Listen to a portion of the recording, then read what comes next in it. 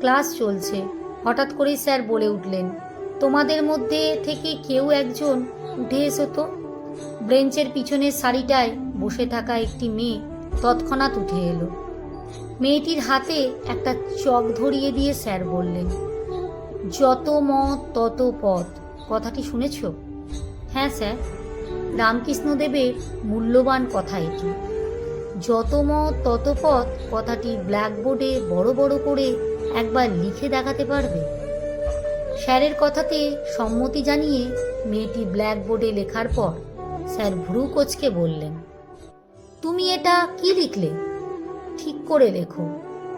মেয়েটা বলল, আমি তো ঠিকই লিখেছি স্যার। না, তুমি ঠিক লেখনি। রামকৃষ্ণদেব বলেছিলেন, যত মত তত পথ। তুমি লিখলে যত মত 33 পথ। ক্লাসের সবাই তো হো হো করে হেসে উঠল। স্যার ধমক দিতে সবাই চুপ তখন। তারপর ছাত্রটিকে কাছে ডেকে বললেন, শোনো মা, তোমার মনে হচ্ছে তুমি ঠিক লিখেছ, অথচ আমি দেখছি তুমি তত না লিখে 33 লিখেছ। শুধুমাত্র এই মাত্রাটা দিলেই না বলেই তার অর্থটা পাল্টে গেল। মেয়েটি মাথা নিচু করে বলল, হ্যাঁ স্যার, ঠিকই, আমি ভুল করেছিলাম। স্যার বললেন, লজ্জা পাওয়ার কিছু নেই এতে। ভুল করাটা খুব স্বাভাবিক, কিন্তু ভুল জেনেও শুধরে না নেওয়াটা তখন অস্বাভাবিক নয়।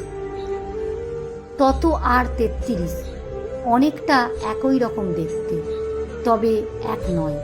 একটুখানি একটা মাত্রা না দেওয়ার জন্য অর্থটাই পাল্টে গেল। মনে হতে পারে এটা সামান্য বিষয়, আসলে তা সামান্য বিষয় নয়। আমাদের জীবনেও তাই, সামান্য বিষয়টা পরে মারাত্মক হয়ে ওঠে। বুঝতে হবে আমি যা করছি সবসময় ঠিক নাও হতে পারে। মাঝে মাঝে নিজের মূল্যায়ন করা দরকার। আসলে আমরা যা কিছু করি আমরা আমাদের দৃষ্টিভঙ্গি দিয়েই করি। দেখতে হবে সেটা সঠিক কিনা। আমি ঠিক, এমন ধারণা ভয়ঙ্কর।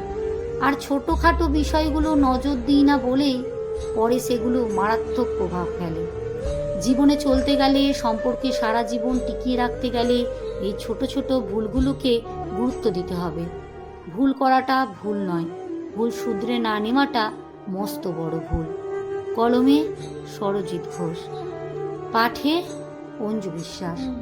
সত্যি ভিডিওটা থেকে কিন্তু আমরা আজ অনেক কিছু শিখতে পারলাম। সত্যিই তো, ভুল মেনে নেওয়াটা স্বাভাবিক।